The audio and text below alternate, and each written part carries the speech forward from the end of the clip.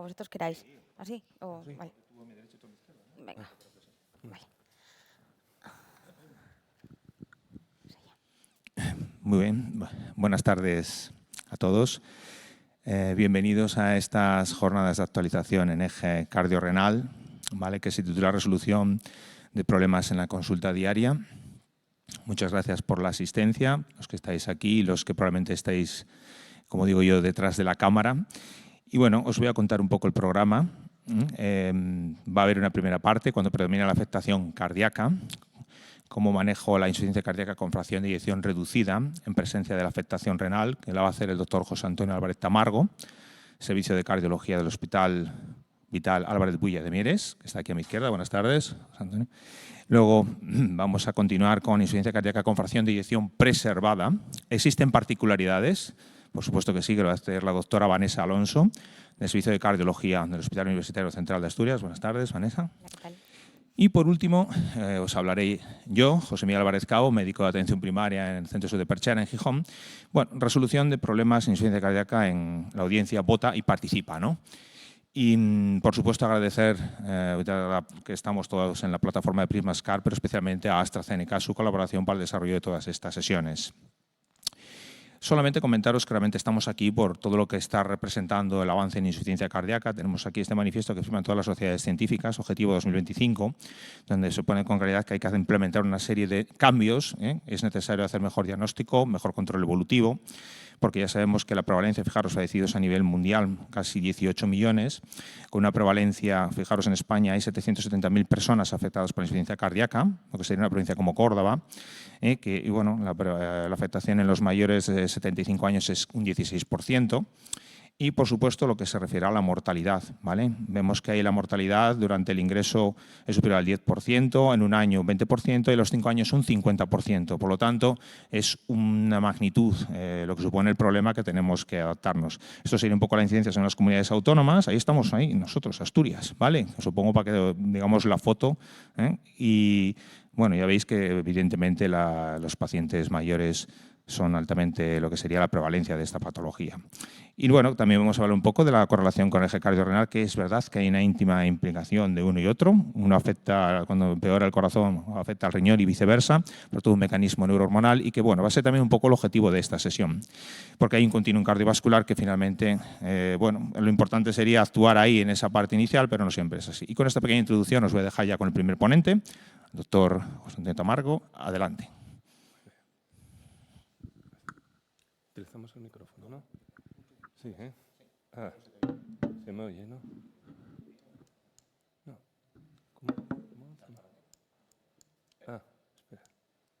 Muy bien. Bueno, muchas gracias a todos por vuestra asistencia. En principio vamos a repartir la sesión en dos conceptos. En principio, la insuficiencia cardíaca con fracción de eyección reducida y el tema difícil que le tocó a la doctora Alonso, que es la insuficiencia cardíaca con fracción de eyección preservada, ¿no?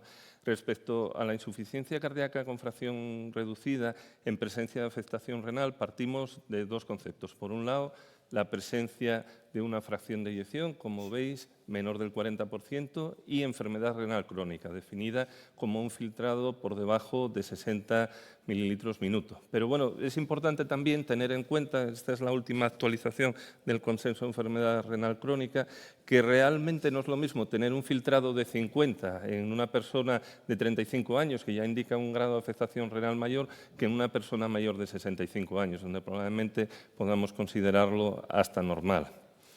Otra cuestión que también merece la pena recordar es el tema de que estos pacientes con insuficiencia cardíaca con fracción afecta y enfermedad renal crónica son claramente un desafío porque realmente tienen una mortalidad mayor que los pacientes que no tienen afectación renal y que realmente muchas veces en ellos no conseguimos hacer un tratamiento médico óptimo. Como veis, 1 de cada 2 pacientes en insuficiencia cardíaca va a tener afectación renal, o sea que tenemos que familiarizarnos con este concepto y tenemos que ser proactivos, como vamos a repasar ahora la evidencia, porque como veis, este grupo de pacientes están bastante representados en los estudios clínicos. Entonces, como sabéis, en la insuficiencia cardíaca con fracción de eyección reducida tenemos siempre dos objetivos. El primero, aliviar la congestión, bien sea pulmonar o periférica, con diuréticos, y luego aplicar cuádruple terapia con inhibidores del sistema renina-angiotensina, beta-bloqueantes, antagonistas receptor mineralocorticoide o ISGLT2 para mejorar el pronóstico. Y es importante tener en cuenta que cuando hacemos esto estamos haciendo algo muy relevante, porque tenemos datos que nos dicen que en personas mayores de 70 años el iniciar cuádruple terapia en pacientes con insuficiencia cardíaca reducida consigue una sobrevida mayor de 5 años. Fijaros que es una intervención tan potente como el equivalente a dejar de fumar después de un infarto de miocardio. Es decir, podemos hacer mucho por estos pacientes y, como veis, de manera sencilla. Entonces, si os parece, comenzamos la revisión de la insuficiencia cardíaca con fracción de eyección reducida, centrándonos un poco en el manejo de la congestión, de la sobrecarga de volumen, ¿no? Y para eso vamos a utilizar diuréticos. Como sabéis, en principio, el manejo de los diuréticos en estos pacientes siempre tiene dos fases. Una fase aguda, para aliviar lo más rápido la congestión, y luego una fase crónica en la que intentamos utilizar la dosis mínima necesaria para evitar la congestión. Todo ello porque, bueno, parece que el uso de diuréticos puede producir una activación neurohormonal que en principio no parece muy favorable. ¿Y cuáles son los diuréticos de elección? Básicamente los diuréticos de ASA, que, como sabéis, en principio podemos utilizar en todo el espectro de la enfermedad renal. Y sobre el uso de los diuréticos de ASA me gustaría hacer 3 pequeños comentarios, ¿no? El primero, que a veces en personas mayores que cuentan antecedentes de alergias sulfamidas, en principio se puede utilizar diuréticos de ASA sin ningún problema. La segunda cuestión, en principio, es el tema de que, como veis, hay 3 clases, ¿no?, de diuréticos. Tenemos bumetamida, furosemida, torasemida. Desde un punto de vista teórico, parece que la torasemida es el diurético más atractivo porque, en principio, tiene una vida media más larga, nos permite una única toma al día. Hay estudios en marcha para compararla con furosemida, pero teóricamente parece que puede disminuir la fibrosis. Pero el concepto que yo creo que es más interesante a recordar es el concepto de bioequivalencia, en el sentido de que 10 miligramos de torasemida, como veis, equivalen a 20 miligramos de furosemida. Para intentar tener una respuesta equivalente a un comprimido de Seguril, tendríamos que dar 20 miligramos de torasemida, ¿no?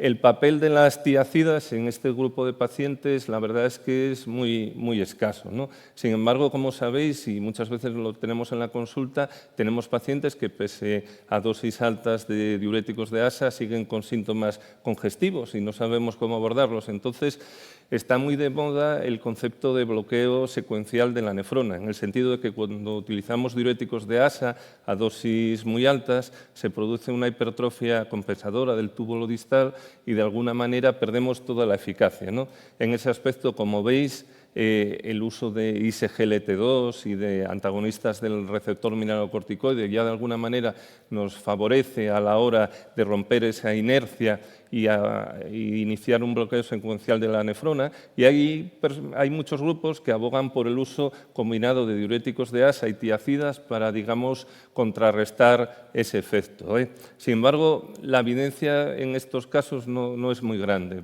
Tenemos datos con metazolona, que en principio no es un diurético que se use mucho y que no fueron mejores que el doblar la dosis de diuréticos de ASA.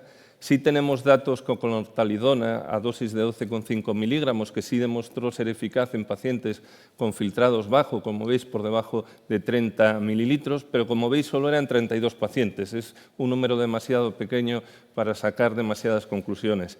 Y la semana pasada los compañeros de la Sociedad Española de Medicina Interna presentaron el estudio Clorotic con hidroclorotiazida en fase aguda de la insuficiencia cardíaca. Como veis, los resultados tampoco fueron muy alentadores en ese aspecto. Sí había una mejoría de la diuresis, pero sin que el paciente percibiera mejoría de su disnea y con un empeoramiento en la función renal. Entonces, básicamente, tratamiento de la sobrecarga de volumen en estos pacientes, diuréticos de ASA. Respecto a la cuádruple terapia, nos vamos, y como dicen todas las guías, la utilizamos para mejorar el pronóstico de estos pacientes. Pero bueno, no podemos olvidar de que a la vez que mejoramos el pronóstico de estos pacientes, mejoramos síntomas y calidad de vida. Por eso realmente hay que optimizar este cuádruple-terapia cuanto antes, una vez que tenemos el diagnóstico con insuficiencia cardíaca reducida. Ahora mismo, durante la hospitalización, estamos cambiando el concepto y estamos intentando ya que todos estos pacientes inicien ese tratamiento durante el ingreso. Como veis, tenemos 4 grupos farmacológicos: inhibidores del sistema renina-angiotensina, betabloqueantes, antagonistas del receptor mineralocorticoide y SGLT2. Si os parece, repasamos un poco la evidencia y algunos trucos de manejo para luego poder discutirlos, ¿no? Respecto a los inhibidores del sistema renina-angiotensina, como sabéis, tenemos IECA, SARA-2 y sacubitrilo/valsartán. Realmente, en pacientes con fiebre reducida, el sacubitrilo/valsartán ha demostrado que mejora la supervivencia y calidad de vida sobre enalapril y es el diurético y es el inhibidor del sistema renina-angiotensina de elección en este grupo de pacientes. Y más sobre todo en los pacientes con enfermedad renal crónica, porque como veis tiene un perfil muy adecuado en este grupo de pacientes. Por un lado, protege la nefrona, aumenta la filtración del glomérulo, con lo cual tiene un efecto nefroprotector que lo notamos en 2 aspectos: en niveles más bajos de creatinina cuando lo utilizamos y menos complicaciones de hiperpotasemia, con lo cual claramente sacubitrilo/valsartán es el inhibidor del sistema renina-angiotensina de elección en este grupo de pacientes. ¿Cómo podemos iniciarlo? En principio, sencillo, en principio se puede iniciar en pacientes con filtrado glomerular por encima de 30 mililitros minuto y pacientes estables con tensiones sistólicas por encima de 95. Acordaros que si el paciente está tomando un IECA y queremos pasarlo a sacubitrilo/valsartán, tenemos que hacer un periodo de lavado sin fármaco de unas 36 horas. Quizás ahora, viendo esta gráfica, os preguntéis qué hacemos en el grupo con enfermedad renal avanzada, con filtrados por debajo de 15. Ahí, en principio, no hay estudios que muestren la utilidad y no se ha utilizado sacubitrilo/valsartán. Sin embargo, sí tenemos evidencia de la eficacia del uso de IECAs que podríamos utilizar en ese grupo de pacientes. ¿Y cómo los manejamos? Pues, en principio, tenemos mucho margen de maniobra, porque en realidad la idea es ir evaluando al paciente después de su inicio cada 15 días para ver si podemos subir la dosis y, como veis, lo normal es que no presente un deterioro de la función renal, pero creatininas de 2,5 o potasios de 5 no nos obligan a suspender el fármaco. Solo tenemos que plantearnos la suspensión del fármaco si realmente vemos potasios por encima de 5,5 o el deterioro de la función renal ya es mayor, con creatininas por encima de 3,5. Entonces, realmente tenemos un rango de seguridad para poder manejarlo sin ningún tipo de problema. Respecto al tratamiento betabloqueante, mucha seguridad. Lo podemos utilizar con independencia del filtrado glomerular, incluso en pacientes con diálisis. De todas maneras, la evidencia de los betabloqueantes está solo en pacientes por encima de filtrados de 15. 2 pequeños comentarios respecto a las contraindicaciones de los betabloqueantes. En principio, realmente, prácticamente, la única contraindicación sería la enfermedad vascular periférica con una isquemia crítica de miembros inferiores. En el resto de casos, enfermedad vascular periférica, asma bronquial, EPOC, podemos utilizarlo sin ningún tipo de problemas. Sí merece la pena recordar que en pacientes EPOC o con asma bronquial hay que intentar siempre utilizar betabloqueantes cardioselectivos como bisoprolol, metoprolol, nebivolol, evitar carvedilol, que en principio en ese grupo de pacientes parece que van peor, y recordar que si el paciente está estable respiratoriamente, si podemos retirar los beta-2 inhalados y sustituirlo por corticoides inhalados o antimuscarínicos de larga duración, en principio mejor. Los beta-2 inhalados en pacientes con insuficiencia cardíaca son deleterios y si se pueden retirar sería muy interesante. Y luego, la otra contraindicación que tendría el betabloqueante sería la frecuencia cardíaca. En principio, frecuencias cardíacas por debajo de 50 latidos minuto pues obligarían a disminuir la dosis de betabloqueante o a suspenderla. Respecto a los antagonistas del receptor mineralocorticoide, espironolactona y eplerenona, básicamente, como veis, son fármacos muy seguros que podemos utilizar por filtrados por encima de 15 mililitros. No hay experiencia en diálisis. Como veis, realmente en pacientes en diálisis hay muy poca experiencia de la cuádruple terapia. Y respecto a su manejo, lo que habíamos comentado respecto a sacubitril o valsartán, tenemos mucho margen. Como veis, realmente solo potasios por encima de 5,5, valores de creatinina por encima de 3,5 nos obligarían a suspenderlo. En ese rango podemos seguir manteniéndolo y quizás el único consejo que, porque las guías en ese aspecto son más agresivas a la hora de iniciar la dosis, es que probablemente la dosis inicial, sobre todo en filtrados por debajo de 30 o personas mayores de 75 años, sea 25 miligramos cada 48 horas, que muchas veces las guías aconsejan empezar con 25 miligramos por 24 horas. Respecto a los ISGLT2, pues más fácil todavía su manejo. Tienen demostrado su beneficio por encima de filtrados de 20 mililitros minuto. La dosis inicial siempre va a ser lo mismo que en la dosis final, 10 miligramos de dapagliflozina, 10 miligramos de empagliflozina, un comprimido al día. Y solo dos precauciones. En principio, la primera sería diabéticos tipo 1, que tienen un riesgo de cetoacidosis y esos pacientes realmente no hay mucha experiencia con ISGLT2. Habría que evaluarlos en, digamos, el riesgo-beneficio probablemente con endocrinología. Y luego el único perfil que nos obliga un poco a dar consejos a nuestros pacientes, que es el tema de la micosis genital, que realmente es el único efecto desfavorable del fármaco. Aconsejar a los pacientes una higiene en la zona y que estén pendientes, pero realmente raras veces nos obliga a suspenderlo. Y luego, respecto al seguimiento, muy sencillo. De mano ya damos la dosis de inicio.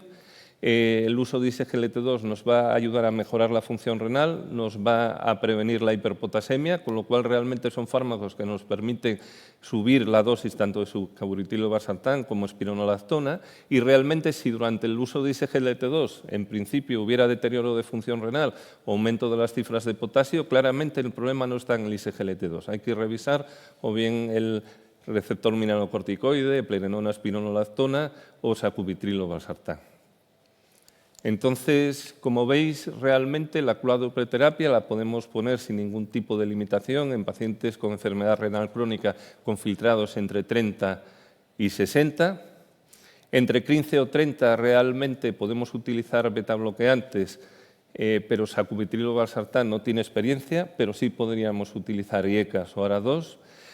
Las guías de práctica clínica respecto al uso de espironolactona y eplerenona difieren entre las americanas y las europeas. Lo que os puse antes son las guías americanas, sin embargo, como veis, las europeas no aconsejan el uso de eplerenona, espironolactona en esos pacientes. Yo no estoy de acuerdo, le preguntaremos al doctor Cabo y al doctor Alonso qué opinan. Y luego, no olvidaros nunca, filtrados por encima de 20, dapagliflozina 10 miligramos, en principio podríamos utilizarla inmediatamente y a la dosis plena, ¿no? Los pacientes en diálisis, esos son terriblemente complejos y hay que discutirlos con el nefrólogo. Sí es verdad que podemos utilizar betabloqueantes, no está demostrada su eficacia, pero son fármacos muy seguros en ese perfil y la única limitación vuelve a ser la frecuencia cardíaca. Habría que bajar la dosis y los bajamos por frecuencias por debajo de 50 latidos minuto. ¿Y cómo empezamos? Antes realmente, cuando teníamos esa cuádruple terapia, lo que nos planteábamos es que primero empezábamos con un fármaco, luego con otro, y así pasaban 3 meses y poníamos el cuarto, ¿no? Y la idea ahora mismo es empezar con dosis bajas de los 4 fármacos lo antes posible, ¿no? Estas son, como veis, las recomendaciones de la Sociedad Europea, que son muy sencillas. En principio, paciente con insuficiencia cardíaca que ya no está congestivo, empezamos con ISGLT2, DAPA o empagliflozina 10 miligramos al día, empezamos betabloqueante a dosis bajas, por ejemplo, si hablamos de bisoprolol, 1,25 miligramos día, y sacubitril o valsartán, 24 o 26, un comprimido cada 12 horas. Idealmente habría que verlo a la semana para ver la tolerancia de fármacos y ahí es cuando intentaríamos añadir la espironolactona o la eplerenona.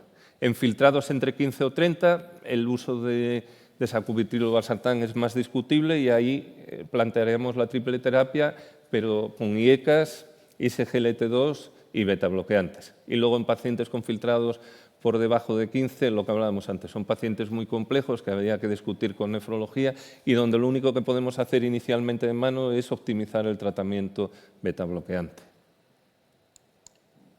Bueno, entonces, como veis, el utilizar los 4 fármacos es sencillo, ¿no? Realmente no hay ninguna razón realmente de peso para que no los podamos utilizar en este paciente y una vez que los utilizamos el paciente va a mejorar y es muy raro que nos venga como complicaciones. Sí es verdad que si el paciente tiene un tensiómetro digital en casa, muchas veces puede venir y decirnos que tengo una tensión de 90. Por ejemplo, sistólica. En principio, paciente estable, con buenas diuresis, que se encuentra bien, no hay que hacerle demasiado caso a la tensión arterial. En principio, tensiones de 90, 95 son bastante razonables en este grupo de pacientes y lo primero que hay que hacer en esos pacientes es, si realmente necesitan tanto diurético de ASA como tomaban y si no lo necesitaban, bajarles un poco y luego repasar, porque muchos de estos pacientes son pluripatológicos y de repente nos encontramos, por ejemplo, que tomaba doxazosina. Un alfa bloqueante. En principio, la doxazosina, calcioantagonistas, en este grupo de pacientes son claramente perjudiciales y son fármacos que si detectamos, lo mismo que antiinflamatorios, pioglitazona, sasogliptina, alogliptina, en principio sería interesante retirar. A veces, muchas veces, desde las consultas del hospital nos cuesta mucho ser conscientes de todo lo que toma el paciente y es muy útil realmente alguien que se dedique a desbrozar eso y realmente ver qué puede ser útil y cómo en este caso cosas que nos pueden estorbar. Yo sobre todo el tema de los alfabloqueantes es un tema a recordar en este grupo de pacientes con fiebre reducida porque realmente es un fármaco a retirar de manera precoz. Y luego en la evolución volvemos a lo mismo. Manejamos básicamente 3 conceptos. Si aún todo esto, la tensión sigue estando baja, tenemos que reducir o bien la dosis de IECA o de sacubitril/valsartán. Si lo que vemos es hiperpotasemia, teóricamente tenemos opciones de futuro de quelantes orales, pero para su prescripción ahora es demasiado complejo, lo más sencillo es bajar la dosis de espironolactona y eplerenona. Y respecto a la frecuencia cardíaca, lo mismo. Frecuencias cardíacas por debajo de 50 pues nos obligarían a ajustar a la baja la dosis de beta-bloqueante. Luego, hablábamos de cuádruple terapia, de diurético de ASA, como digamos un poco los principios básicos de manejo de estos pacientes. Nos quedarían 2 cosas que desgraciadamente en Asturias, esperemos que las cosas cambien, no tenemos, ¿no? La primera es el concepto de rehabilitación cardíaca. Nuestros pacientes coronarios hay que rehabilitarlos, pero también hay que rehabilitar los pacientes en insuficiencia cardíaca y es una indicación clara. Y también estos pacientes necesitan un soporte sociosanitario, muchos de ellos, y realmente no lo tienen, y esos serían 2 conceptos muy interesantes a resaltar. Luego, en la evolución, como veis, tenemos que tener siempre la idea en qué punto está el paciente. Si el paciente está estable, si el paciente está empeorando o se está mejorando. Incluso reevaluar la fracción de eyección a los 3 meses, porque muchas veces vemos que esta cuádruple terapia funciona y vemos que la fracción se recupera. Acordaros que en esos pacientes que a los 3 meses hacemos una eco y la fracción recupera, la cuádruple terapia no interesa retirarla, hay que seguir manteniéndola. Sí se puede retirar el diurético de ASA, pero la cuádruple terapia con sacubitril/valsartán, beta-bloqueante, plerenona, espironolactona, DAPA o empagliflozina, eso habría que seguir manteniéndolo. Finalmente, hemos puesto la cuádruple terapia, pero como veréis, podemos hacer más cosas en estos pacientes y merece la pena tenerlo en cuenta como un poco de ese paciente que va mal, siempre mirar si hay algo que se nos ha escapado y que lo podemos ayudar. Yo básicamente lo dividiría como en 6 consejos. Bueno, realmente no son muchos casos los que podemos utilizar aquí, pero recordar que en pacientes de raza negra, en principio el uso de hidralacina y nitratos ha demostrado beneficio de supervivencia y pueden ser útiles en ese grupo de pacientes. A los 3 meses, todos los pacientes con fiebre reducida hay que chequear el riesgo de prevención de muerte súbita, porque pacientes con un infarto antiguo y fracciones por debajo de 30 a lo mejor se benefician de un desfibrilador. El tema de la frecuencia cardíaca, como sabéis, en insuficiencia cardíaca, la frecuencia cardíaca es un objetivo, interesa frecuencias cardíacas por debajo de 70 latidos minuto, entonces en personas que con tratamiento beta bloqueante óptimo sigan con frecuencias cardíacas por encima de 70, puede ser muy interesante el uso de ibravadina, sobre todo es segura por filtrados por encima de 30. El hierro. Todos los pacientes con fiebre reducida tenemos que tener un estudio funcional del hierro y en pacientes con déficit de hierro el tratamiento con hierro endovenoso ha mejorado la capacidad funcional. Muy importante recordar que en los pacientes con déficit de hierro, el hierro oral en este grupo de pacientes no funciona porque no se absorbe. Hay que siempre buscar la vía endovenosa para solucionarlo. Y luego, finalmente, hablar de la fibrilación auricular. Como veis, no la hemos tratado, pero la mayoría de estos pacientes suelen estar en fibrilación auricular. Recordar que, aparte del tema de la anticoagulación, el mantenimiento del ritmo puede ser una opción para mejorarles de su insuficiencia cardíaca y estos pacientes suelen tener indicación de ablación de las venas pulmonares, de la fibrilación auricular y también tienen indicación, cuando el mantenimiento del ritmo sinusal no es eficaz, de ablación del nodo V e implantación de un resincronizador. Finalmente, 3 puntos que siempre tenemos que tener en cuenta en estos pacientes. Tema valvulopatías, porque ahora tenemos tratamiento tras catéter para poder tratar la insuficiencia mitral funcional, la estenosis aórtica severa, la insuficiencia tricuspidia. Muchos pacientes después de tratamiento médico óptimo tienen una valvulopatía severa que podemos corregir de manera percutánea. Recordar que en todos los pacientes con fiebre reducida, de alguna manera hay que hacer despistaje de enfermedad coronaria porque la revascularización quirúrgica mejora el pronóstico. Y luego, siempre que veáis un electro en un paciente que está en insuficiencia cardíaca, tenemos que mirar la duración del QRS. Si el QRS está ancho y no mejora con la cuádruple terapia, siempre tenemos la opción de colocar un marcapasos resincronizador. Como veis, hay diferentes indicaciones porque los pacientes que más se benefician son pacientes con bloqueo de rama izquierda y QRS que dure más de 150 milisegundos, pero podríamos cubrir todo el espectro. Finalmente, como veis, estuvimos hablando un poco partiendo del concepto de la regla de oro, ¿no? Que es decir, tratar al paciente como tú querías que te trataran a ti. Pero bueno, de alguna manera yo creo que necesitamos cambiar el chip y tenemos que muchas veces en pacientes a lo mejor jóvenes o no tan jóvenes sentarnos con ellos y preguntar qué quieren, porque a veces nos llevamos sorpresas, personas que en principio no desean ningún tipo de tratamiento invasivo y al contrario, personas a lo mejor de una edad por encima de 75, 80 años que quieren intentar o quieren mejorar su estado de salud. Y es siempre muy importante dedicar un tiempo a preguntar, porque muchas veces nos llegamos sorpresas. Hay muchas indicaciones que simplemente se paran por el camino hablando o dedicando un tiempo al paciente. Muchas gracias.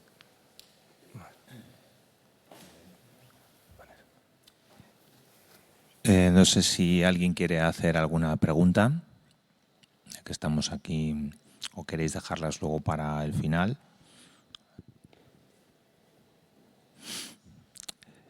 Bueno, yo solo te voy a hacer una y vamos a continuar. El tema de, claro, yo creo que, claro, con este cambio en todas las guías, la optimización y el número de fármacos, yo creo que eso nos está costando mucho, ¿verdad? Mantener todos los fármacos. Yo sigo viendo informes que llegan a veces de cardiología en las insuficiencias cardíacas con fracción de eyección reducida, que veo que se suspenden fármacos, bueno, por determinadas circunstancias, pero veo que no se logra el llegar, digamos, a las dosis óptimas y todos, ¿no? Sí, a ver, ahí yo creo que hay dos conceptos distintos. Realmente yo creo que la idea ahora mismo es que vale más que el paciente esté tomando 4 fármacos a dosis bajas que un único a dosis plenas. Entonces, inicialmente esa es la idea. Y luego, realmente hay como, yo veo que hay como 2 grupos de pacientes. Hay un grupo de pacientes que realmente se ve el beneficio semana a semana, y que esos pacientes se optimizan solos. Ellos mismos, cuando vienen, ya se les explica. Y luego hay otros pacientes que son difíciles. Y realmente lo que necesitaríamos ahora mismo sería 2 circuitos. Un circuito, digamos, para que el paciente refractario, en el cual resulta difícil el subir la dosis, vaya a una unidad especializada donde se pueda hacer. Y eso probablemente, a ver, ahora mismo la epidemia de insuficiencia cardíaca es tan grande que es imposible remitir todos los pacientes a la doctora Alonso para que haga la optimización, pero que sí los podemos seleccionar, porque realmente hay pacientes que son muy difíciles, pero que ellos lo consiguen realmente. Entonces, casi lo más importante no es decir que has fracasado, sino identificarlos y solicitar ayuda, ¿no? Y yo en eso es en lo que me mantendría. Y luego la idea esa de que inicialmente el conseguir que estén tomando los 4 fármacos es mucho más interesante que centrarse en uno solo e intentar subirlo, ¿no? Muy bien. Me ha gustado mucho la idea de los 2 circuitos, ¿eh? Bueno, adelante. Adelante, Vanessa. gente y hacemos 4. Bueno, pues nada, a mí me toca hablar de la FEBI preservada, ¿no? Y si existen particularidades, pues sí, yo creo que todos lo tenemos claro y os lo voy a contar un poquito, ¿no? Bueno, para empezar, simplemente comentaros que en insuficiencia cardíaca con FEBI preservada la enfermedad renal crónica es muy prevalente, ¿no? Si tenemos hasta el 15% de los adultos que tienen enfermedad renal crónica y tenemos que hasta casi el 2% tienen insuficiencia cardíaca y el 50% de esa insuficiencia cardíaca es preservada, como veis los círculos se comparten y tendríamos casi la mitad de los pacientes que tienen enfermedad renal crónica e insuficiencia cardíaca. Y en el caso de la preservada, pues os traigo aquí datos, por ejemplo, de este análisis que ya se publicó en 2012 y que en reducida, como nos decía antes José Antonio, es muy frecuente y en preservada también. Que tengan función renal, o sea, filtrado por encima del 60%, 60 mililitros minuto, solo era el 43%, o sea que la mayor parte de los pacientes tenían algún grado de enfermedad renal, ¿no? Y encima es un marcador pronóstico. Yo me atrevo a decir, y hay datos que así lo avalan, que es que la insuficiencia renal, la enfermedad renal crónica, es un marcador pronóstico más importante que la FEBI. En FEBI preservada, como veis en el gráfico de la izquierda, a mayor grado de enfermedad renal, peor pronóstico. Y encima, cuando nos vamos a los estudios y decimos, a ver cuántos de estos pacientes en preservada están metidos los que tenían enfermedad renal, bueno, pues si veis, el porcentaje de ensayos clínicos que excluyen a los pacientes con enfermedad renal crónica es muy alto, en preservada casi el 60%. O sea que encima no estaban metidos en los estudios, estaban ahí aparcados y ahí los teníamos, ¿no? ¿Cómo diagnosticamos insuficiencia cardíaca con FEBI preservada? Pues os tengo que decir que a mí me parece difícil. Creo que es un diagnóstico complicado. Los pacientes tienen que tener síntomas y signos, pero a veces no es tan sencillo. Y la FEBI, evidentemente, tiene que estar por encima del 50%, que es el límite, ¿no? Pero es que además tenemos que tener evidencia de alteración estructural o funcional que nos justifique la insuficiencia cardíaca, ¿no? Algo que tenga el corazón que veamos que sea la causa, ¿no? Y eso lo vamos a hacer con un ecocardiograma y que tengan elevación de presiones de llenado. Y eso o bien lo vemos en el eco o tenemos los péptidos natriuréticos. O sea que las guías nos dicen NT-proBNP por encima de 125 en ritmo sinusal, por encima de 365 en fibrilación auricular, porque estos pacientes la mayoría están en fibrilación auricular. Y a nivel del eco, ¿qué buscamos? Buscamos elevación de presiones de llenado. Y eso lo vemos nosotros cuando hacemos el ecocardiograma y vosotros lo leéis en el informe como elevación de presiones de llenado, relación E' mayor de, pues ahí es donde lo ponemos, ¿vale? Es uno de los criterios. Buscamos dilatación de la aurícula izquierda y buscamos hipertrofia ventricular. Bien, si cumplen estos criterios, tenemos a nuestro paciente diagnosticado de insuficiencia cardíaca con FEBI preservada. Y si lo vemos delante y no tenemos todavía nada, podemos presumir o podemos intuir si mi paciente tiene realmente FEBI preservada, pues tenemos scores de riesgo como este, que es el HFpEF, que es uno de los más utilizados, ¿no? Si el paciente tiene obesidad, si el paciente es hipertenso, si tiene fibrilación auricular, si tiene hipertensión pulmonar, si es mayor de 60 años o si tiene elevaciones de presiones de llenado, estos dos últimos es cierto que necesitamos el ecocardiograma, va sumando puntos y como veis se aumenta la probabilidad de que mi paciente tenga insuficiencia cardíaca con FEBI preservada. Y la fisiopatología, y os comento dos cosas, porque es que de aquí viene la unión corazón-riñón, y si no os explico esto, pues no lo podemos entender, es que en insuficiencia cardíaca con FEBI preservada hay un aumento desproporcionado de las presiones de llenado ante cualquier incremento de volumen. Estos pacientes no tienen reserva en la diástole, no tienen ninguna. ¿Esto por qué es? Pues habitualmente porque hay o disfunción endotelial o rigidez arterial. Y esto provoca que la disminución, hay una reserva diastólica que está muy disminuida, con lo cual las presiones dentro del corazón van a aumentar muy rápido. Y esto les provoca disnea, y les provoca disnea de esfuerzo. Y esto, cuando se traduce hacia atrás, eleva las presiones pulmonares y provoca hipertensión pulmonar y la retransmite a la aurícula izquierda y aumenta el tamaño de la aurícula izquierda y provoca fibrilación auricular y provoca disfunción derecha y esto por la interdependencia ventricular pues, puede terminar reduciendo el gasto cardíaco en estos pacientes aunque la FEBI esté preservada, ¿no? Y al final, este círculo vicioso, hay autores que dicen que lo está provocando el riñón, porque la insuficiencia renal mantiene el círculo vicioso por la sobrecarga de volumen. Si tenemos a pacientes con enfermedad renal que vamos a retener sodio y agua, esa retención de sodio y agua, que al principio es algo beneficioso, a la larga es el mecanismo deleterio por el que se termina produciendo la insuficiencia cardíaca, ¿no? Entonces hay autores que dicen esto, ¿y si tratamos al riñón en FEBI preservada? A lo mejor conseguimos mejoría de los pacientes, es una teoría muy interesante. Y me diréis, vale, ¿y yo qué miro? ¿Qué miro para ver si mi paciente con insuficiencia cardíaca va a tener o no un empeoramiento de la función renal? ¿Qué parámetro hemodinámico es el más importante? Y tendríamos en la cabeza pensar el gasto cardíaco. Si el gasto cardíaco está bajo, ¿verdad? Hay menos perfusión y entonces ya nos puede empeorar la función renal. Pues no, el parámetro hemodinámico más importante es la presión venosa. Como veis aquí, resultados en este estudio que ya presentó Mullens hace muchísimos años, en el 2009, aunque el paciente tenga un gasto cardíaco normal, si la presión venosa está alta, que son el diagrama de barras, los dos que veis a la derecha, la enfermedad renal empeora. Así que nuestro problema en insuficiencia cardíaca es la congestión. Y de aquí surge la teoría que está tan de moda últimamente, que es la teoría del taponamiento renal. Si tenemos insuficiencia cardíaca y tenemos congestión, tenemos aumento del espacio extracelular. Y lo que termina pasando es que tenemos aumento de la compresión a nivel del riñón, que es un órgano que no se puede expandir más. Y entonces lo que pasa es que las estructuras que más afectan pues son las vénulas renales y aquello empieza a no funcionar bien.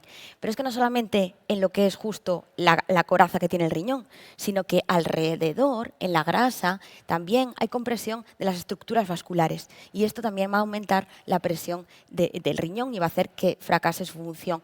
Y lo mismo a nivel de donde está el órgano, que es en el peritoneo. Si aumenta la presión intraperitoneal, nos va a pasar lo mismo. Este es el concepto ahora de ese taponamiento renal por congestión. Así que la congestión es el enemigo. La congestión es lo que hay que tratar en insuficiencia cardíaca. Y esto no nos cabe duda. No podemos permitir que nuestros pacientes vengan como la izquierda, con esos edemas, con esas citis, con esas yugulares hasta arriba, ¿no? Y cuando tratamos congestión tenemos que, en pacientes, sobre todo cuando tienen enfermedad renal, tenemos que estar tranquilos. Lo primero, porque si nosotros le logramos descongestionar al paciente, aunque la función renal empeore, ese paciente tiene buen pronóstico. Como veis aquí, las líneas que son los azules, aquellos en los que logramos descongestionar, aunque tengan empeoramiento de la función renal, no me repercute en la supervivencia del paciente. Sin embargo, si no logro descongestionar al paciente, por muy bien que yo tenga la función renal, ese paciente tiene un peor pronóstico. Así que, como trucos, cuando nos enfrentamos a un paciente que viene congestivo a la consulta, yo primero diría qué fenotipo tiene. ¿Es un paciente que lo que tiene es sobrecarga de volumen o es un paciente que lo que tiene es redistribución? ¿A qué llamamos sobrecarga de volumen? Aquellos pacientes que vienen con edemas periféricos, que lo que tienen es elevación de presión venosa, que lo que tienen es datos analíticos de elevación de sobrecarga de volumen, que en general suele ser el CA 125, o datos en la eco, vena cava inferior dilatada. Ese paciente se beneficia de tratamiento diurético. Pero el otro, el que lo que nos cuenta es pendopnea, el que lo que nos cuenta es ortopnea, no vemos edemas, no vemos yugulares altas, salvo que a veces hagamos maniobra de reflujo hepatoyugular, y que tiene NT-proBNP elevado, esos pacientes necesitan más vasodilatadores que diuréticos, que también se benefician en parte de ponerles tratamiento diurético, pero en general es un perfil que va más hacia la vasodilatación para que mejore. El segundo punto es personalizar. A mayor congestión, más intensidad de tratamiento. Y este es un diagrama que está modificado de Mullens por Spriella, que es uno de los que actualmente más publica sobre congestión en insuficiencia cardíaca, y él dice, no es lo mismo tratar a un paciente cuando ya me viene al final, cuando ya tengo ortopnea que no puede estar sentado, cuando tengo unos edemas tremendos, cuando tiene presión venosa elevada, cuando tengo CA 125 o NT-proBNP muy alto, que aquel que tiene menos congestión. Por favor, hay que personalizar el tratamiento. No me vale poner el mismo comprimido de Seguril a todos, venga como venga, ¿no? Y el siguiente punto es asegurarse que la dosis es correcta. ¿Por qué? Porque en insuficiencia cardíaca, si os fijáis en el gráfico de la izquierda, las curvas, la natriuresis, el umbral está desplazado a la derecha. Y en insuficiencia cardíaca con enfermedad renal, más a la derecha todavía. Entonces, tenemos que ser más, por así decirlo, más generosos con la dosis de diuréticos para tratar a estos pacientes, para conseguir eso, que es lo que queremos, natriuresis. Así que, como nos dicen las guías de práctica clínica, si el paciente no está con diurético, pues probablemente con 40 miligramos o 20 miligramos intravenoso conseguiremos iniciar la descongestión del paciente. Pero si el paciente ya toma diurético en casa y viene congestivo, por favor, doblad la dosis, porque si no, no vamos a conseguir nada. Por lo menos el doble de dosis que tomaba en casa. Si lo tenemos en urgencia, si tenemos la posibilidad de hacerlo intravenoso, pues mejor. Y tranquilidad con la furosemida, que en ficha técnica hasta 1,5 gramos se puede utilizar. Y si veis las dosis de los estudios que comparaban, por ejemplo, bolo o que comparaban perfusión continua, que era el dose, los pacientes en la dosis baja tenían 300 miligramos al día. ¿Vale? O sea que si el paciente necesita diurético porque lo que tiene es congestión, hay que dárselo. Y lo siguiente es asegurarse que la dosis administrada llega al sitio de acción. Porque si lo tenemos congestivo y la absorción de la furosemida es a nivel gástrico y a nivel intestinal, probablemente esa absorción va a estar disminuida y a lo mejor no está haciendo efecto porque no puede, porque no llega a donde tiene que llegar, que al final es a la asa de Henle, ¿no?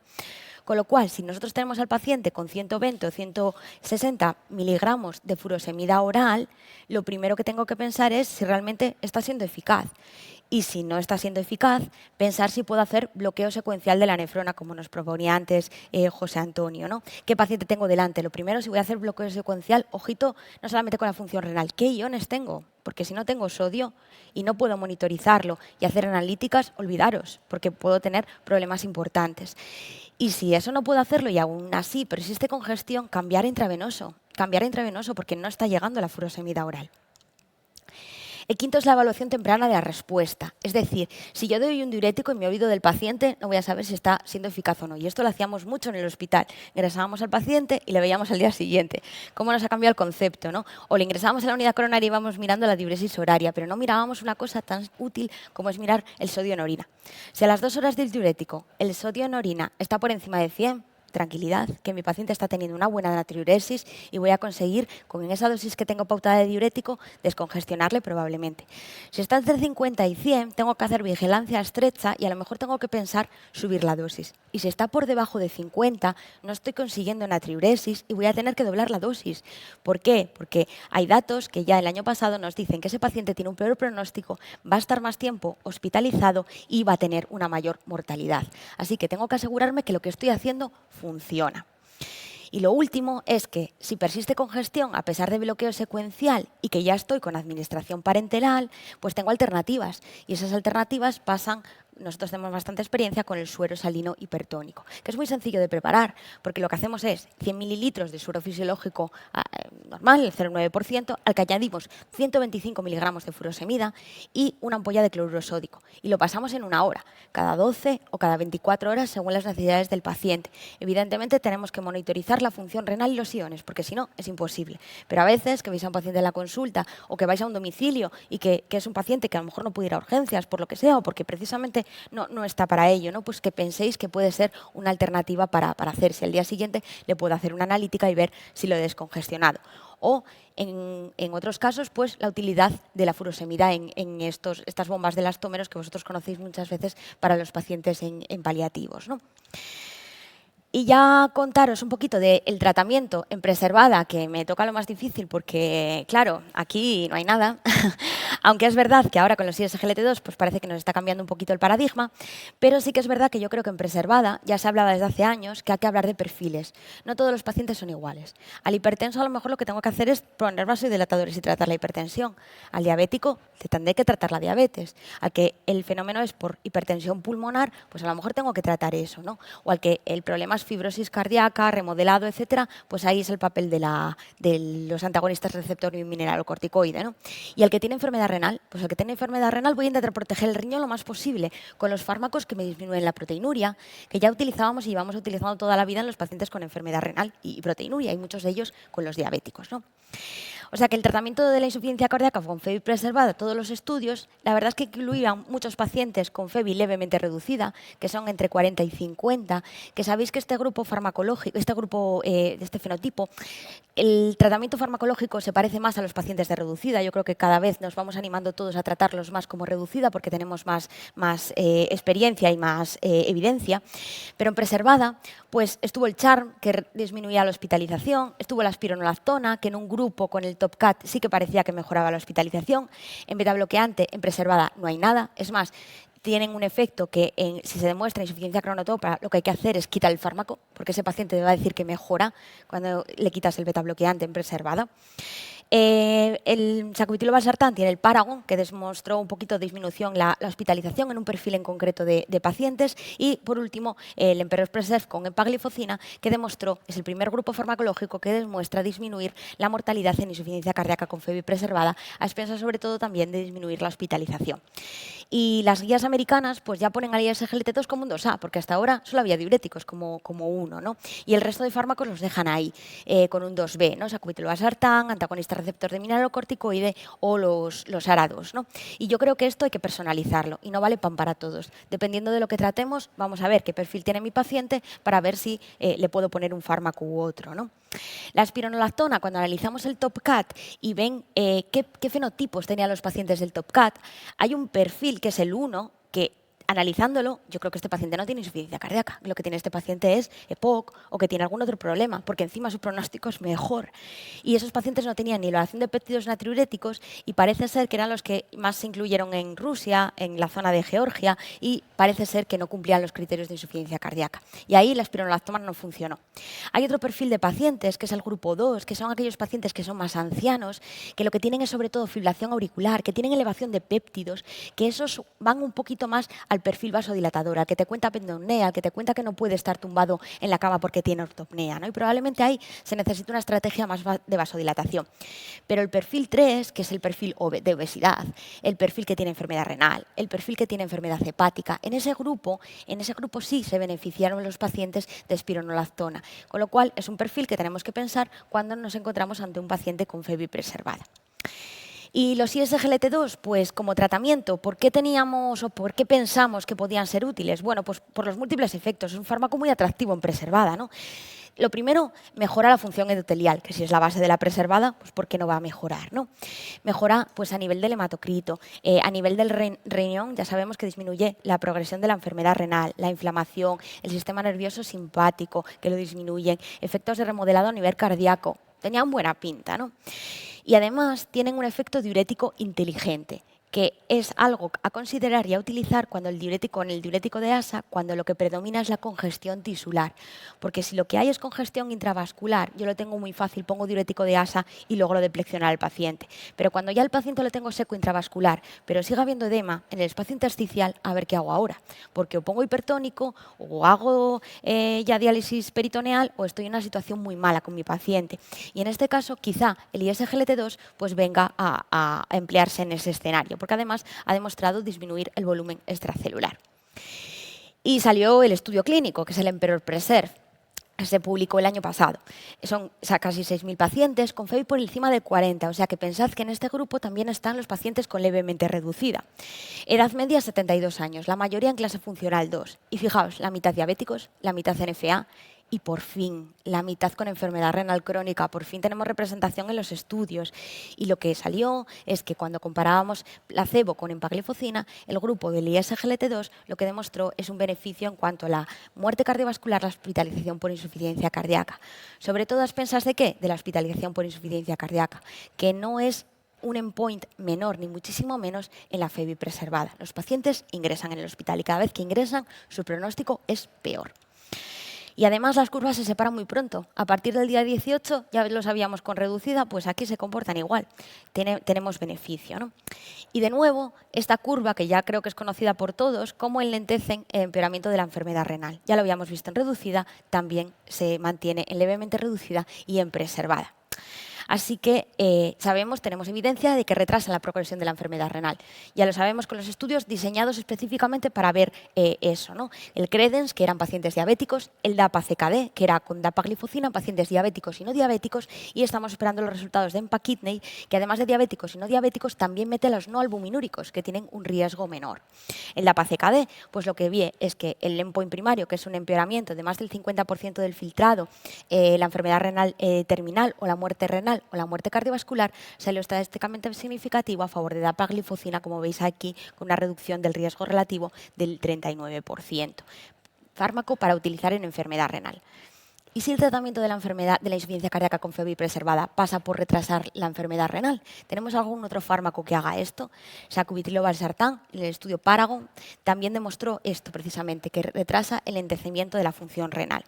¿Y dónde lo pondríamos? Pues en esos pacientes que el perfil es más de utilizar un vasodilatador, con NT-proBNP más alto, que cuentan lo que os comentaba antes, ortopnea, disnea, que no es tanto problema de diurético, no vemos un problema de sobrecarga de volumen, ¿no?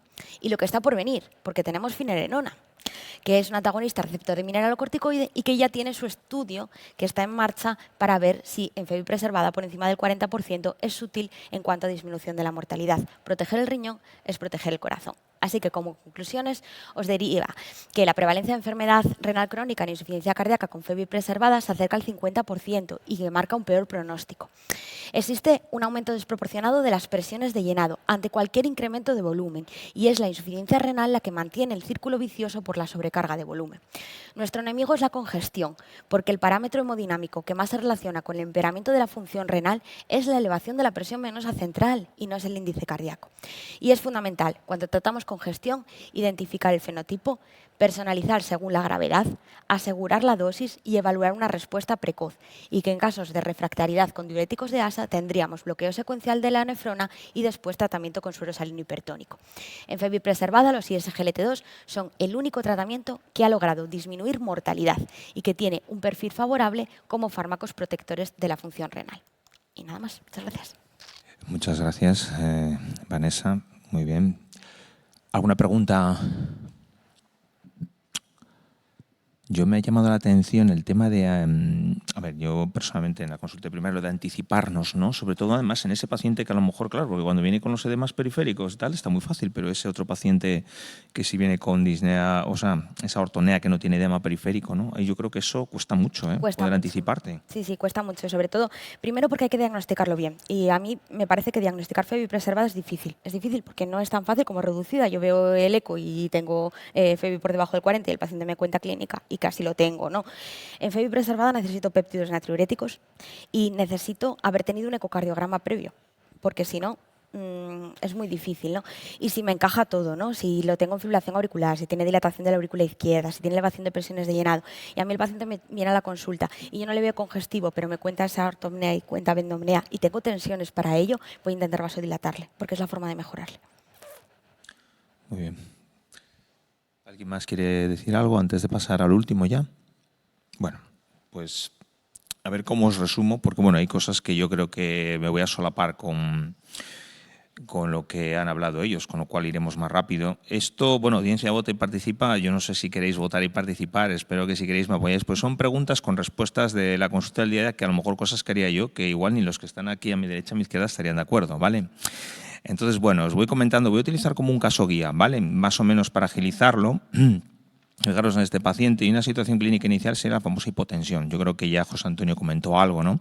Este paciente hipertenso, síndrome coronario, FEBI del 32, capacidad funcional 3, además con una gonartrosis, 78 años, varón, con toda esa pila de fármacos bastante frecuentes en nuestras consultas, Adiro, Ramipril, a 5 miligramos al día, bisoprolol, Atoro, aspironolactona, dapaglifosina de 10, furosemida, bueno, ajustando según congestión, si logramos adiestrarlos en la consulta, que bueno, habitualmente creo que es algo que falta en primaria, no somos capaces de adiestrar también a los pacientes como en las unidades de insuficiencia cardíaca, ¿no? Con AINES a veces en tandas, bueno, esto es también discutible, pero también pasa, es que es así, ¿no? Esa exploración, bueno, no vemos crepitantes, no hay edemas, esa tensión, 94-78, frecuencia cardíaca talla, un MC de 26, y bueno, esto es un poco su analítica, vemos ahí cómo está en general, vemos que tiene un filtrado de 43 con 85, pero lo demás bueno, el potasio bien. Una cosa que es importante y que bueno, lo pongo un poco para tenerlo en cuenta es que siempre hay que hacer la estratificación de la enfermedad renal crónica, ¿vale? Este sería un estadio 3B-A1, sé que nos cuesta el registro, nos consume la inercia y la vorágine, estoy totalmente de acuerdo, pues estáis pensándolo seguro, ¿no? Y claro, es verdad que este paciente tiene una tensión baja, si nos vamos un poco a lo que nos ha hablado José Antonio, ¿no? Esto de llegar a los 4 fármacos para la insuficiencia cardíaca con fracción de eyección reducida es complicado, sobre todo porque vamos a tener cosas como esta y las situaciones que luego os voy a comentar, ¿verdad? Entonces, bueno, ¿qué sería la actitud, no? Retiramos el antagonista del receptor del mineralocorticoide, bajamos el beta bloqueante, bajamos el IECA, retiramos el diurético. ¿Alguien quiere decir algo? ¿Y tiene clínica? En principio no está con gran clínica. Teóricamente tiene la tensión y vamos a decir que no, bueno, se lo vemos en la consulta en una revisión. O sea, no vino por mareo. Exacto. ¿Alguien quiere decir algo? Esto en los tiempos de consulta, como, bueno, venga, me lo voy a recontestar yo. Bueno, yo retiraría el diurético, en el caso de estar con él, porque sería la primera opción, ¿vale? Es verdad que, bueno, esto es un poco lo que nos dicen las guías, ¿no? Llegar un poco a esas dosis de todos los 4 fármacos en fracción de eyección reducida, ir aumentándolos progresivamente, pero bueno, en el caso de nuestro paciente, recordad que está con un Ramipril de 5 miligramos al día, está con el bisoprolol también con 5, bueno, están con estos fármacos, está también con la dapaglifosina, está con el antagonista del receptor del mineralocorticoide. Claro, ni siquiera hemos llegado a la dosis tope. pero ya tenemos ese primer proceso. Es un poco lo que le comentaba yo a José Antonio, que a veces es lo que nos cuesta mucho, ¿no? Porque, aunque es verdad que no nos ha dicho nada, pero bueno, tampoco nos planteamos ni subírselo, lógicamente, con esa tensión. Entonces, bueno, sí que es verdad que la hipotensión es bastante frecuente, ¿vale? En los estudios un 10 o un 15%, sobre todo si va aumentando la edad. Este es un paciente de 78 años, por todo lo que se ha comentado en la sesión, el deterioro de la función cardíaca, a veces también hipovolemia por exceso de diuréticos, podría ser, eso nos pasa, dejamos el diurético puesto y ahí queda, ¿no? Y por supuesto ya influyen otras comorbilidades como la diabetes y por supuesto los tratamientos vasodilatadores. Todo eso va a ser una cuestión, incluso, bueno, en pacientes que están con estos resincronizadores, con DAI, que también van a tener hipotensión. Esto es del estudio Paradigm. Os lo pongo aquí porque es verdad que en este estudio se hizo una comparación de lo que sería el sacubitril o valsartán con el enalapril y se vio que lo que es el tema de la discontinuidad por la hipotensión, prácticamente había un 13% de pacientes con hipotensión, pero solamente en un 2% con tensiones por debajo de 90 tenían síntomas, que es una incidencia muy poco, ¿vale? Entonces, bueno, tener en cuenta que esa hipotensión, es verdad que hay fármacos, y también lo comentó José Antonio, los alfa-bloqueantes en los pacientes que tienen, sobre todo ancianos, que están con patología prostática, pero está claro que la disminución del diurético es una de las primeras opciones. Es algo que tenemos que manejar continuamente. Lo que ocurre en nuestras consultas, y si no luego lo comentamos, es que habitualmente quedan ahí puestos, y es una de las cuestiones que más influye, ¿no? Y bueno, sobre todo también considerar los síntomas, el mareo, la debilidad, en este caso no nos había comentado nada. Bueno, es el tema de la hipotensión ortostática, ¿vale? Que es otra de las cuestiones que hay que tener en cuenta, ese descenso de la tensión sistólica de 20 milímetros o de la diastólica de 10 milímetros, cuando lo pones de pie en los primeros 3 minutos del paciente, ¿no? Y bueno, que sería una de las primeras cosas también que tendríamos que tener en cuenta en este paciente. Luego identificar aquellos factores que pueden influir, diarrea, deshidratación, lo que comentaba antes José Antonio, sobre todo el tema de fármacos como los alfa-bloqueantes, incluso los tratamientos se utilizan para glaucoma, que es algo que en este caso no está presente en nuestro paciente. Y por supuesto, bueno, ajustar siempre los diuréticos, que es lo que hemos comentado desde el principio, ¿vale? Bueno, digamos que la hora de la reducción incluso a veces tenemos que quitarlo y si no tenemos en el antagonista del receptor del mineralocorticoide, ponerlo, que es algo que no hacemos habitualmente, porque siempre ponemos el antagonista del receptor del mineralocorticoide después del diurético. Es muy típico de las consultas, ¿no?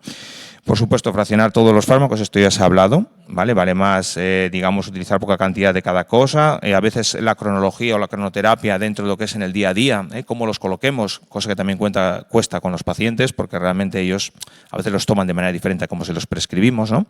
Vemos que los antagonistas del receptor mineralocorticoide tienen poco efecto sobre la presión arterial. Y bueno, si vamos al caso de lo que sería la dapaglifosina, que tampoco tiene influencia en lo que sería en el tema aunque baja un poco, ¿no? Yo creo que os ha quedado claro. Voy un poco rápido porque no quiero, digamos, atascar lo que es la sesión, pero esto sería uno de los supuestos que ocurre en este paciente, sobre todo manejar el diurético. Otro supuesto, la bradicardia. También comentó algo ya José Antonio antes, ¿vale?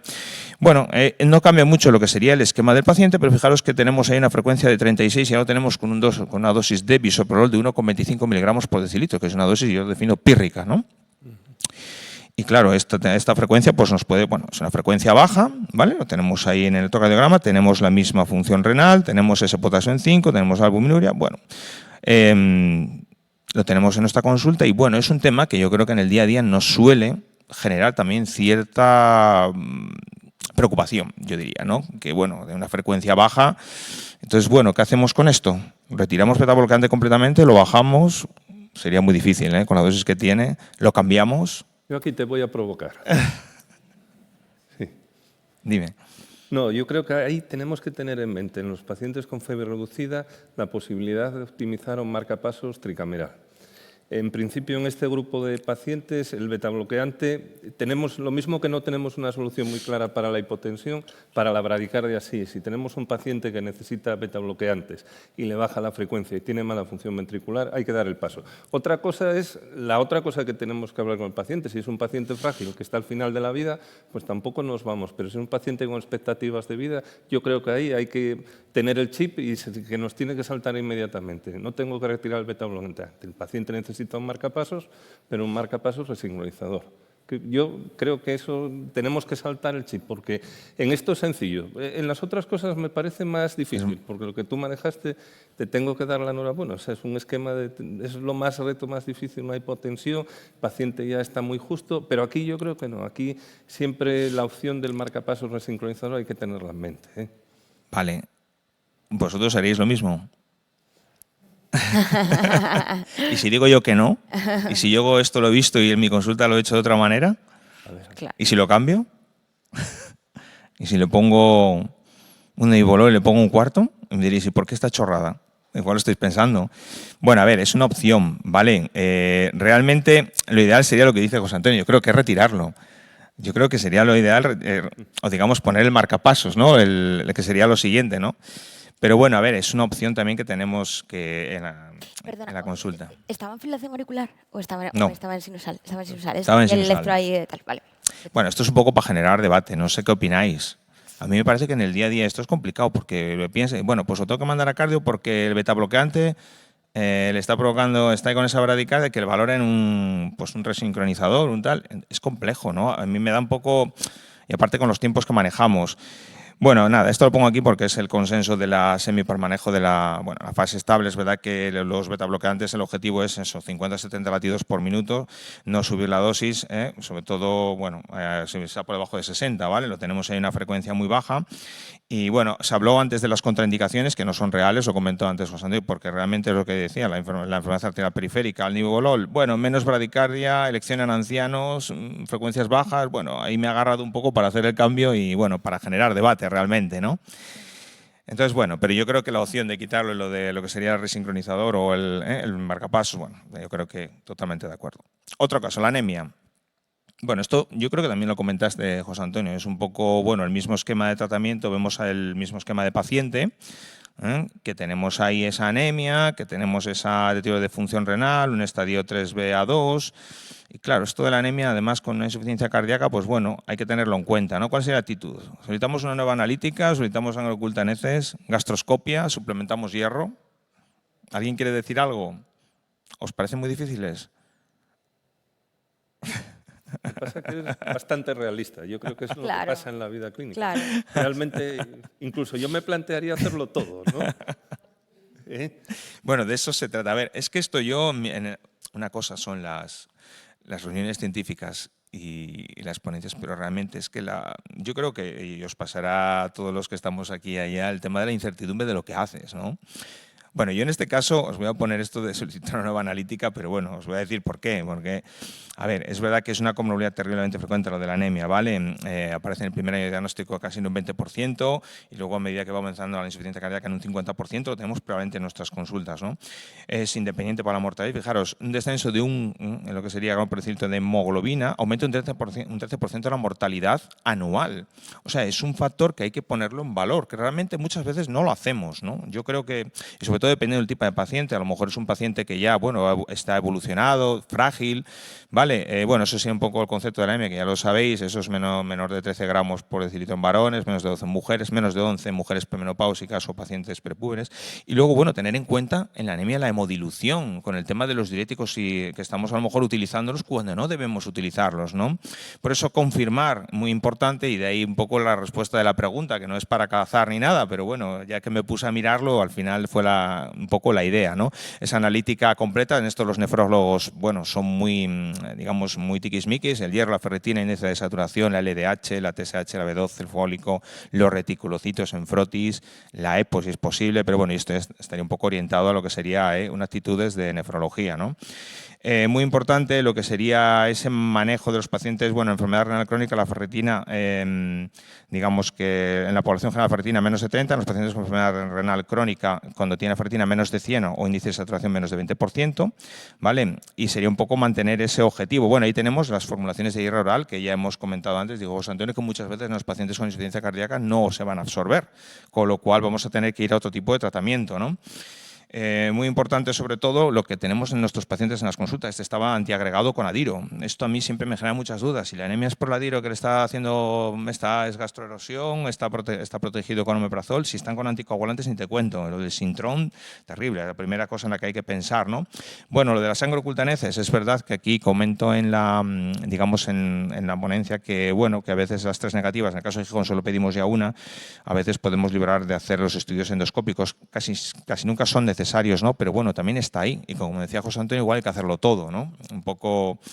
Y bueno, es verdad que más de un tercio se correlaciona con el tema de la enfermedad renal crónica, siempre está implicada con la insuficiencia cardíaca, ¿vale? Y sobre todo tener en cuenta el tema de la anemia de trastornos crónicos persistente, ¿no? Hay que hacer un estudio completo y sobre todo también descartar el tema del tiroides y el tema del déficit de B12, ¿no? Que también va incorporado en el estudio completo de la anemia.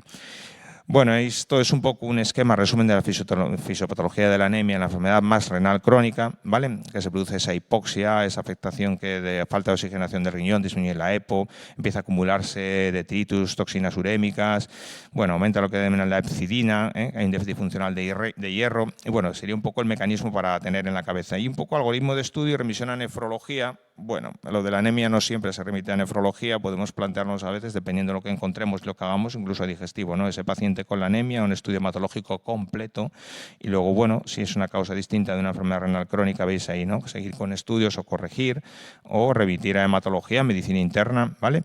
Y luego, si no hay una causa específica de esa anemia, que en muchos de nuestros pacientes va a ser así, y si es un déficit de hierro, iniciar con hierro vía oral, y si no hay corrección después de 3 meses, bueno, el estudio de pérdidas digestivas, y si no, lo de la ferroterapia intravenosa, ¿vale? O parámetros férricos, si son adecuados, pues bueno, la revisión por nefrología, sobre todo si la hemoglobina sigue siendo menor de 10, ¿no? Sería un poco el esquema para tener en la cabeza. Por supuesto, las guías de lo que serían de la Sociedad Europea de Cardiología, las recomendaciones por el tratamiento de la anemia, que lo pone bien claro, ¿no? Hacer un cribado periódico de la anemia es muy importante por todo lo que he dicho, por la relación con la mortalidad, ¿vale? Cuando hay esas pacientes con fracción de eyección reducida, que tenemos ahí esa ferritina por debajo de 100 o entre 100 y 300 con un índice de saturación menos de 20%, ¿vale? Suplementarlo, ya sea incluso con carboximaltosa férrica para los pacientes que están hospitalizados, y bueno, que es la otra opción que sería intravenosa, ¿no? Bueno, hay lo que se llaman los agentes estimulantes de la eritropoiesis. Bueno, esto ya sería un poco en caso de derivarlo al nefrólogo, e incluso podemos plantearnos una derivación si ya están con ellos. Las indicaciones serían por si hay una ferroterapia intravenosa, si hay un fallo, una intolerancia a la ferroterapia oral, habría que derivarlos. La indicación en el tratamiento, sobre todo cuando ya está indicado por el nefrólogo, y luego, bueno, en un paciente ya tratado tenemos que estar pendiente porque podemos encontrar una hemoglobina menor de 9, que tendríamos que seguir ajustando la dosis, o mayor, que también habría que seguir ajustando, ¿no? Pero bueno, esto yo creo que quedaría más para el segundo nivel asistencial. Y bueno, pongo ahí un poco lo que serían los hierros intravenosos, el Cosmofer, sobre todo el Ferinject, yo creo que se está utilizando ahora mucho con muy buenos resultados, porque además en estos pacientes que tratamos, digamos que al final vamos a, sobre todo en los pacientes con insuficiencia cardíaca y fracción de eyección reducida, lo que vamos a tener es un mejor pronóstico en ellos, menos hospitalizaciones y mejor calidad de vida, ¿no? Por lo tanto, la anemia muy importante. Vamos con el tema de la hiperpotasemia.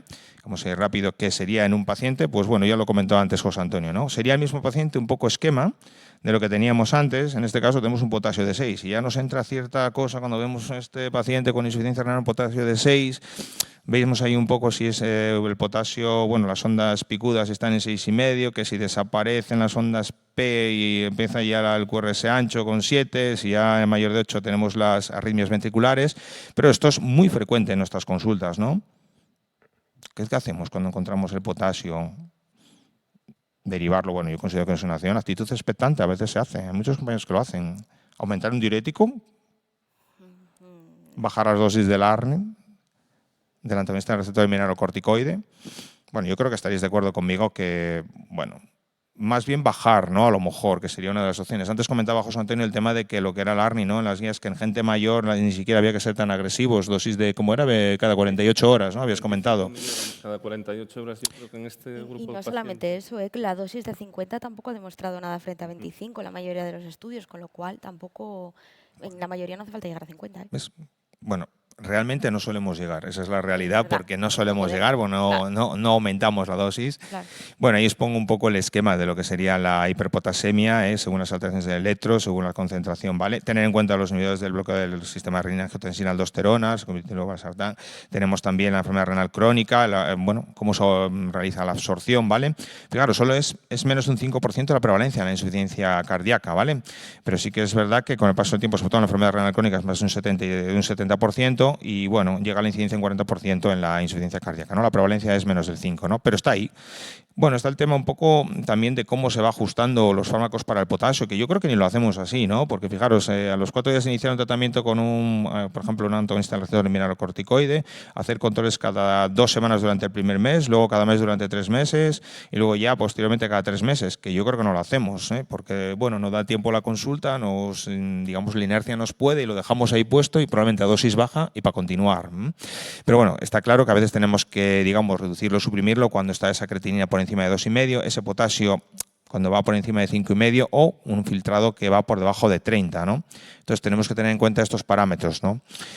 Las opciones para el tratamiento, bueno, lo de la dieta pobre en potasio, nada, muy escasa evidencia. El diurético de ASA, que os lo había comentado, aunque bueno, si este paciente a lo mejor le metemos diurético y tampoco procede y lo hipotensamos. Luego están los quelantes de potasio, que lo van a utilizar en el segundo nivel asistencial, o lo del IECA, ¿no? Que interrumpirlo, bueno, tampoco sería una idea muy adecuada. Estas son todas las dietas que hay. Existen dietas para el potasio.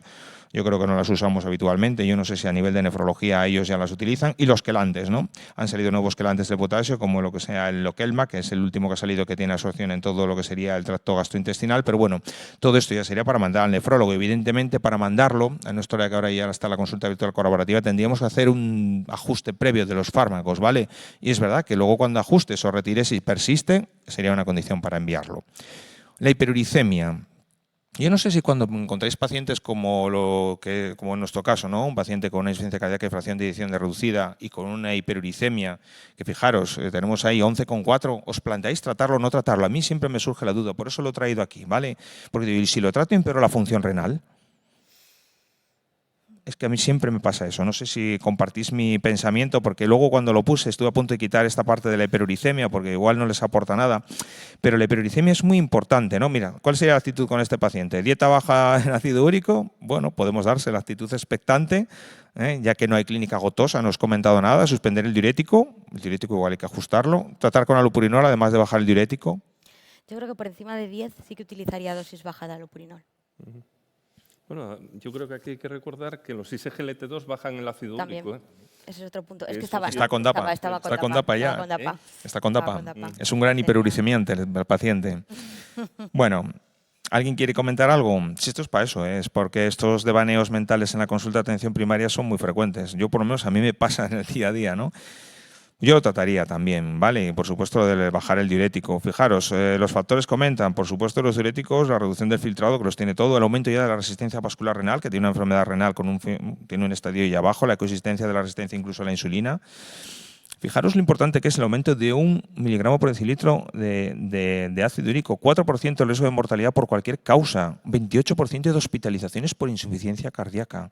Es decir, el utilizar allopurinol aquí tiene un peso muy importante. Es el motivo fundamental de traeroslo, ¿vale? Porque además se ha demostrado que ese ácido úrico en exceso va a producir una glomerulosclerosis, una fibrosis del túbulo intersticial, ¿vale? Y por lo tanto una enfermedad renal que va a ir empeorando más cuanto más mayor es el paciente. Por lo tanto, yo creo que está claro. Luego ya podemos hacer los controles o alternarlo, a lo mejor por una dosis. Yo soy muy partidario de poner a veces a días alternos y ver, que es una cosa que hago habitualmente. Y ya por último, para acabar, y ya también comentó algo José Antonio, la fibrilación auricular que aparece en nuestros pacientes. Sería este paciente el que tenemos, que ha sido un poco el modelo para toda la sesión, que bueno, de repente llega un día a la consulta y a lo mejor hacemos un electro, incluso porque nos lo pide él, y lo tenemos ahí en AC por FA, ¿vale? Tenemos las mismas circunstancias con la misma enfermedad renal y ahí ¿qué hacemos con el paciente? Y aquí supongo que siempre os surgirán dudas. Yo el otro día me vino a preguntar una compañera qué hacía. Estaba pensando en mandar urgencias. Derivamos a urgencias, derivamos a hematología preferente, pautamos un NACOD, un anticoagulante de acción directa, quien pudiera, ¿no? Aquí en Asturias no podemos. Ponemos heparines de bajo peso molecular y derivamos a cardiología preferente. Fíjate, yo creo que hay dos situaciones. Bueno, la primera intolerable es la presión que tenéis vosotros. Eso es intolerable. Pero es absurdo hoy en día que, por ejemplo, no tengáis para posibilidad en primaria, posibilidad de prescribir desde atención primaria anticoagulantes directos. Eso es una sobrecarga al sistema. Y bueno, a mí me parece totalmente, vergonzoso. No... Sobre todo porque la cuarta opción es ponemos heparina, que es infinitamente más cara, y derivamos a cardiopreferente, que a lo mejor cardiopreferente es... Sí, ser tiempo. ¿No? Ahora están funcionando en Gijón bastante bien, pero es verdad, tardan. ¿Qué haríais? Con mi compañera que quería mandar urgencias. No está, este hombre en la clínica no ha variado, si os das cuenta no os he puesto nada. A ver, esto, bueno, puse cardiología preferente y anticoagular en hematología, que digamos que faltaría un poco eso ahí, ¿no?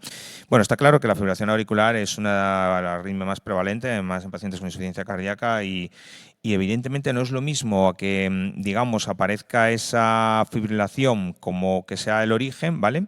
Que es un poco cuando es más desfavorable en el pronóstico del paciente, a que ya tengamos el paciente diagnosticado y aparezca la fibrilación, ¿no? Que bueno, que digamos también está ahí, pero no es tan desfavorable, ¿no? ¿no? Nos dicen las guías clínicas, ¿no?, cómo tenemos que hacer, ¿no? Ahí está, por supuesto, la prevención de las complicaciones embólicas. Es lo primero lo que tenemos que centrarnos. Luego ya, bueno, el control de frecuencia, el control de ritmo, ¿no?, que también es otra cosa importante, comentó José Antonio antes, que tenemos que andar pendiente de, bueno, el uso de los betabloqueantes ahí son los reyes un poco en el control de la frecuencia, y el control del ritmo depende. Os hago aquí una pequeña mención al tema de la miodarona, porque es verdad que tenemos pacientes con ello. Bueno, no olvidemos de vista que esa fotosensibilidad que tiene el fármaco, a pesar de ya tener lo que es la influencia sobre la hormona tiroidea, las enfermedades neuromusculares que pueden provocar, la miopatía, neuropatía, ¿vale? Aunque generalmente se suele tolerar bien, nosotros en primaria es verdad que lo utilizamos menos, pero en cardiología sí que se utiliza. Cuidadín con lo que serían las concentraciones también del sintrón y de la digoxina. La digoxina también se usa poco, pero a veces también la utilizamos en la consulta y la ponemos incluso nosotros para controlar frecuencia, y sobre todo las contraindicaciones, pero especialmente esa parte, sobre todo de las interacciones, ¿no?, que además tenemos muchos pacientes polimedicados y, bueno, con el tema de los anticoagulantes mucho más. Y sobre todo en esta situación, sobre todo hacerles el CHAS-BAC y el HAS-BLED, ¿no?, para decidir, que son las cosas que tenemos que incorporar a nuestra práctica diaria para, digamos, anticoagular al paciente. Ya per se la insuficiencia cardíaca está en la propia escala, con lo cual ya tenemos un punto. En los pacientes mayores enseguida llegamos, lo que nos dicen las guías clínicas, ¿no?, cuando tengan un CHAS-BAC por encima de 2 en varones y de 3 en lo que sea en mujeres, para, digamos, realizar la anticoagulación y para prevenir complicaciones embólicas, que es lo más importante, ¿vale? Luego está el tema ya de la cardioversión, ¿no?, sobre todo cuando hay inestabilidad hemodinámica. Y bueno, que es lo que nos ponen las guías clínicas, que eso ya habría que mandar a la cardiología. Y gracias por vuestra atención. Yo no sé si queréis comentar algo sobre todos estos supuestos que yo os he, digamos, relacionado aquí. No sé si a lo mejor me he olvidado de algo que queréis comentar, o no sé si mis compañeros de mesa quieren comentar alguno que me haya olvidado, que también puede ser. ¿Qué me decís? A ver.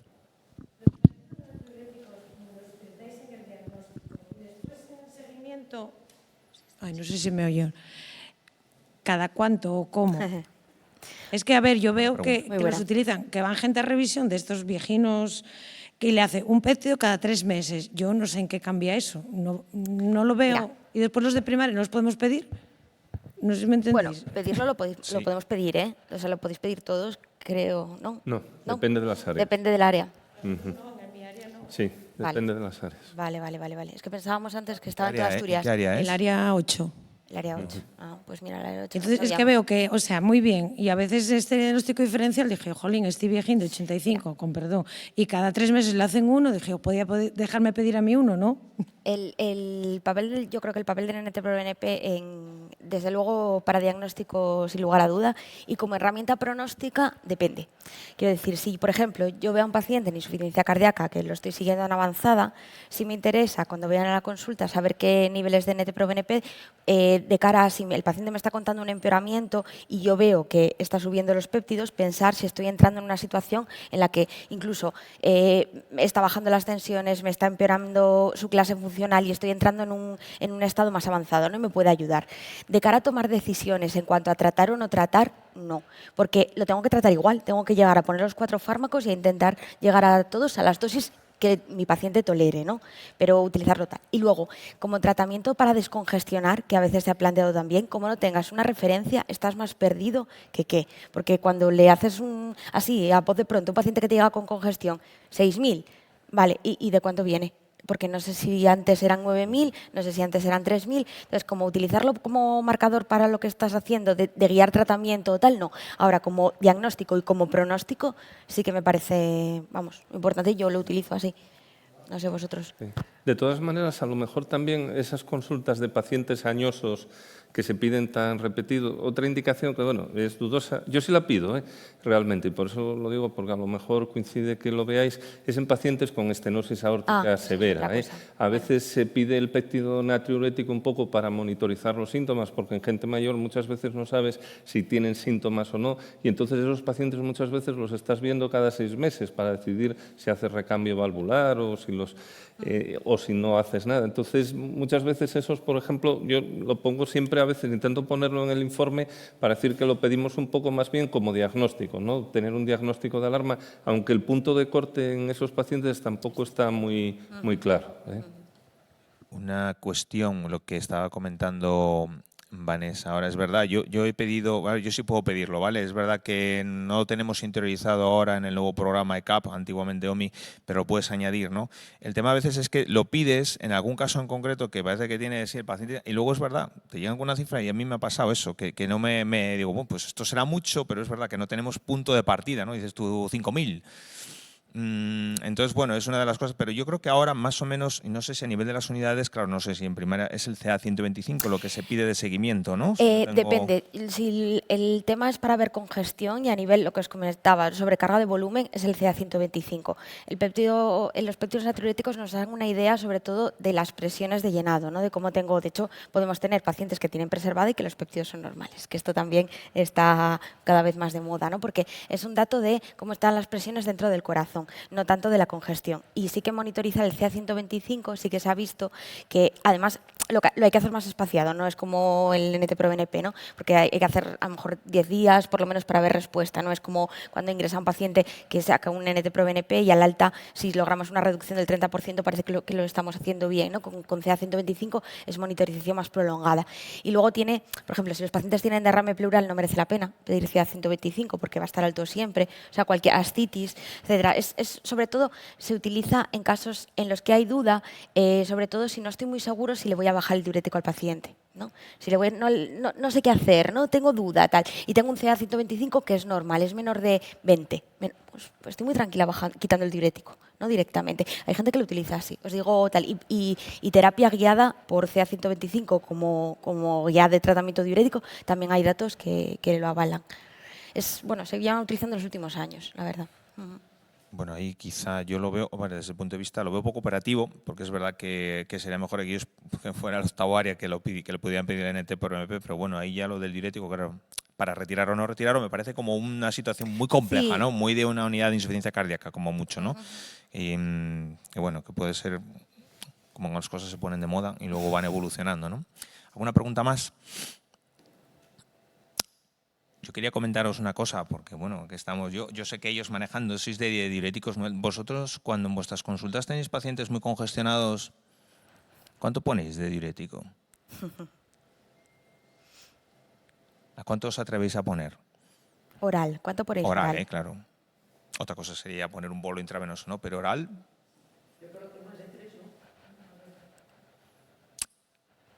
Antes hablaste de estudios, ¿cuánto? ¿300 miligramos? Sí, pero eso es un intravenoso. Diurético oral por encima de 160 miligramos. 160. Yo creo que son los 4 comprimidos. Yo creo que a partir de ahí la absorción es que claro, no lo estamos haciendo bien. Hay que irse o a bloqueo secuencial o intravenoso, porque probablemente no está funcionando, ¿no? Si tenemos al paciente congestivo, hablo del típico paciente que, bueno, que lo ves congestivo, que claramente sobrecarga de volumen.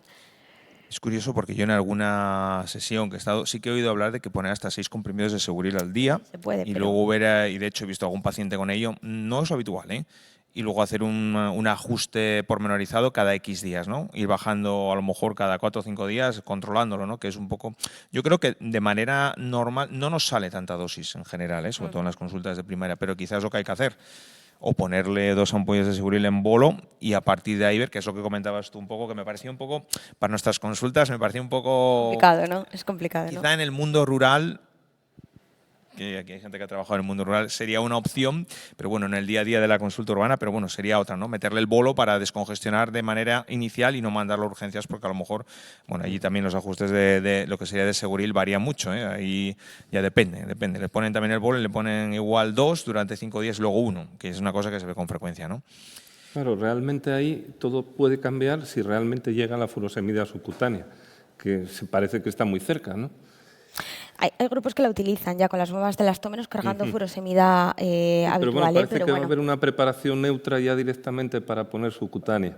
Entonces, eso se supone, o parecía hace un año que estaba como muy cerca, no acaba de salir, pero realmente si aparece la furosemida subcutánea, eso cambia el manejo del paciente agudo. Me refiero que no tienes problema de biodisponibilidad y sería fase aguda subcutánea, fase estable oral. Lo que pasa es que, bueno, parecía que estaba muy cerca, pero no acaba todavía de salir.